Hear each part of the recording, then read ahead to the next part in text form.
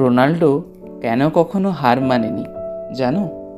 তারই একটা ছোট্ট গল্প আজ তোমাদের সাথে শেয়ার করব। একটা ছোট্ট ছেলে, গরিব পরিবার, অনেক স্ট্রাগল, আর একটাই স্বপ্ন, পৃথিবীর সেরা ফুটবলার হওয়ার। সবাই পারেনি, কিন্তু সে পেরেছে। কেন জানো? কারণ সে কখনো হার মানেনি। আজ বলবো রোনাল্ডোর সেই জার্নির কথা। ছোটবেলা থেকেই স্ট্রাগল। ক্রিশ্চিয়ানো রোনাল্ডো এর জন্ম পর্তুগালের মাদেইরাতে। তার পরিবার রিচ ছিল না। ছোটবেলায় অনেক কষ্টের মধ্যে বড় হয়েছেন তিনি, কিন্তু একটা জিনিস ছিল, তার হাঙ্গার, সাকসেসের হাঙ্গার। রিজেকশন তাকে থামাতে পারেনি। রোনাল্ডোকে অনেকবার রিজেক্ট করা হয়েছে। অনেকে বলেছিল সে পারবে না, কিন্তু রিজেকশনকে সে উইকনেস বানায়নি, সে এটাকে ফুয়েল বানিয়েছে। মনে রাখবে, যারা তোমাকে রিজেক্ট করে তারা তোমার ফিউচার ডিফাইন করতে পারে না। Discipline made him different.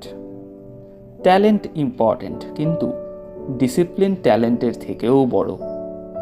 Ronaldo শুধু প্র্যাকটিস করতেন না, এক্সট্রা প্র্যাকটিসও করতেন। সবাই যখন রেস্ট নিত, সে তখনও ইমপ্রুভ করে যেত। আর এই এক্সট্রা এফর্টটাই তাকে এক্সট্রা অর্ডিনারি করে তুলেছে। পেইনের মধ্যেও থামেননি তিনি। কেরিয়ারে ইনজুরিজ এসেছে, অনেক ক্রিটিসিজম এসেছে, ফেলিওরস এসেছে, কিন্তু একটা জিনিস কখনো আসেনি, হার মানা। সফল মানুষ ফেলিওর দেখে থামে না, ফেলিওর দেখে স্ট্রঙ্গার হয়। তাই একটা বড় লেসন আমাদেরকে শিখতে হবে রোনাল্ডোর থেকে।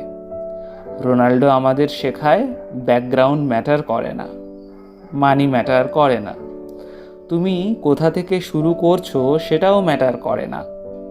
ম্যাটার শুধু করে তুমি কতটা hungry. So always stay hungry. যদি রোনাল্ডো গরিব থেকে উঠে পৃথিবীর সেরা হতে পারে, তাহলে তুমিও পারবে। তোমার লাইফে যত পেইন আসুক, যতই রিজেকশন আসুক, হার মানবে না। কারণ সাকসেস তাদেরই আসে যারা শেষ পর্যন্ত ফাইট করতে